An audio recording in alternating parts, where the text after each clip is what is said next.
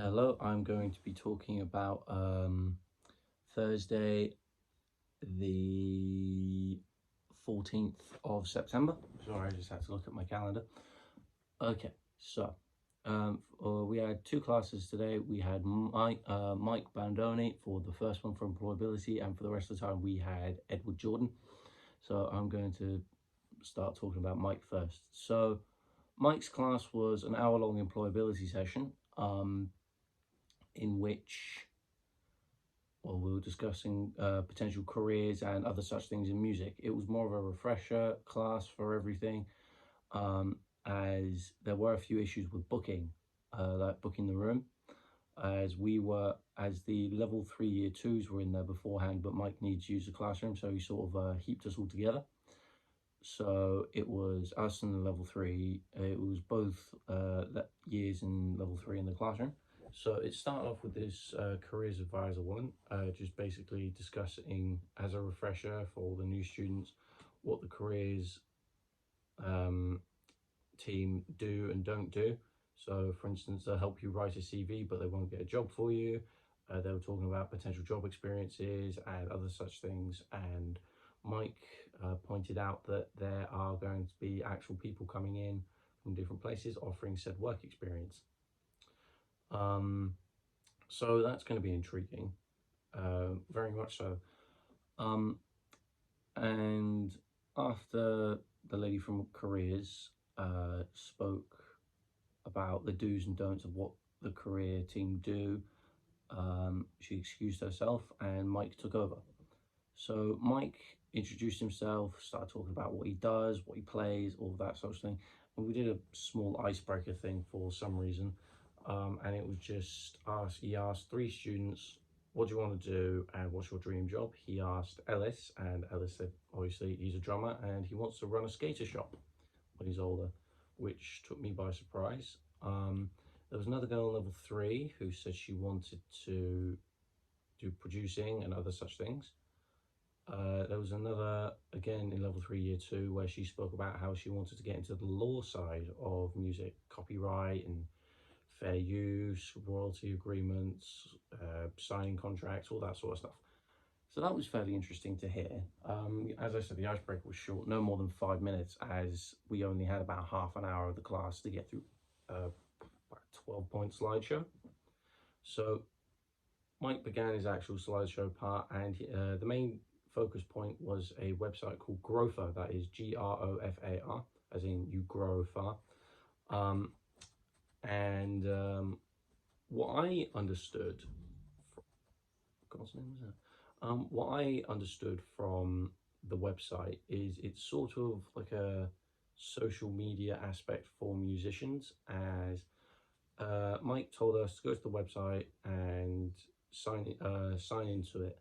And when I did, I created an account, and asked me to upload a profile picture, name, last name, all that bunch of stuff. It asked for my passport for some reason. I didn't want to ask because Mike was talking. I never found an appropriate time to ask. But it just said, talk about yourself, give a brief description of what you play, give a brief description of your ambitions. I said I play guitar. I said I want to do what David Gilmour does from Pink Floyd, but better.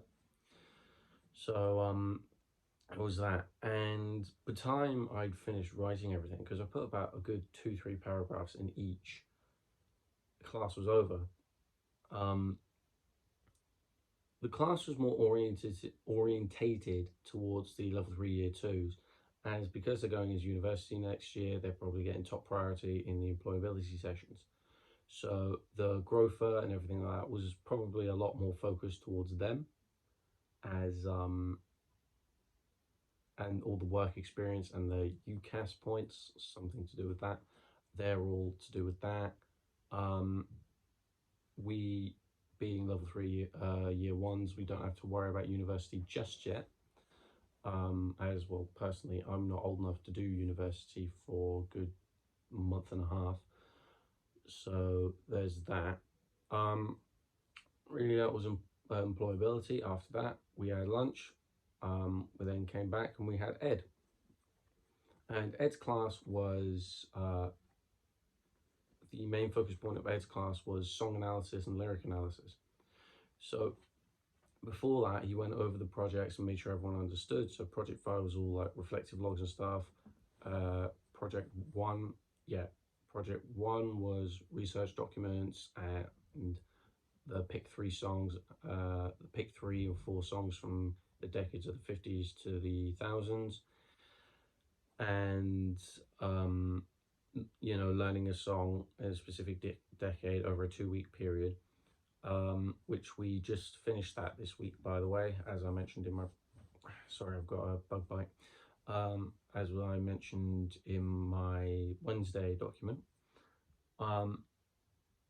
But anyway, back to the lyrical and song analysis. So we had to analyze the most listened to song of the summer, and that is a song called Pudum. That is Pudam by Kylie Minogue. And the song is very generic pop, or as it said, like bubblegum pop, as it is literally just basic pop, basic chords, or so we thought. Then when we went deeper into it, we uncovered some meanings. It was like an English lesson from secondary school, just everything has a meaning, everything's got to have something. So we first listened to the song, and then we began to dissect the chords. The chords, if I'm correct, are a C major, an F minor, an A flat, and a D flat, and it just repeats like that through the whole song. So we began discussing the chords, as the D flat and the C major are one semitone away from each other, so they sort of clash against each other. But we went into further detail about that in a second. So we first thing Ed told us to do was point out all the effects that we heard and all the other things. So we picked up, bass synthesizer, drum synthesizer, auto-tune on our voice because she's getting old. And there was reverb on her voice, there was slapback delay, there was a reverse snare somewhere, there was a ghost track of her voice, and I think there were some harmonies in it. But I'd have to listen to the song again to remember exactly.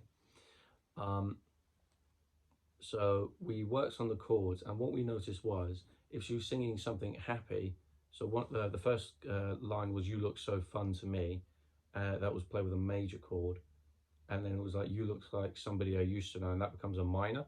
So we related the chords to obviously happiness and sadness and all that based on what she was saying, which I thought was rather interesting.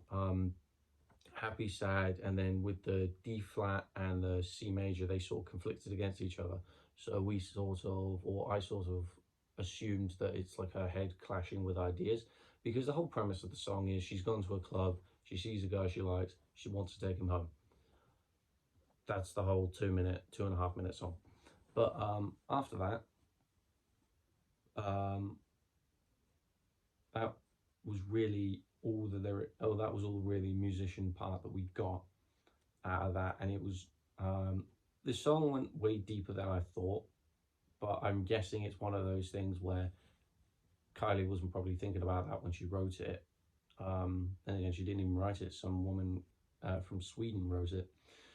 But I'm sure they weren't worrying about that when they were writing it down. They're probably just thinking, "Oh, that sounds nice. That sounds nice." Da, da, da, da. But after that, we went to the lyrics, and something we noticed after almost every lyric, there was a background bit of going like dun dun, like a heartbeat, because it's all related to the heart and what she wants and whatever the heart wants and stuff. And I pointed out saying that because there's the heartbeat noise at the end of every lyric, it's sort of like her heart talking instead of her head, and there's a part where there isn't any, and that's when she's actually using her head. And Ed thought that was good.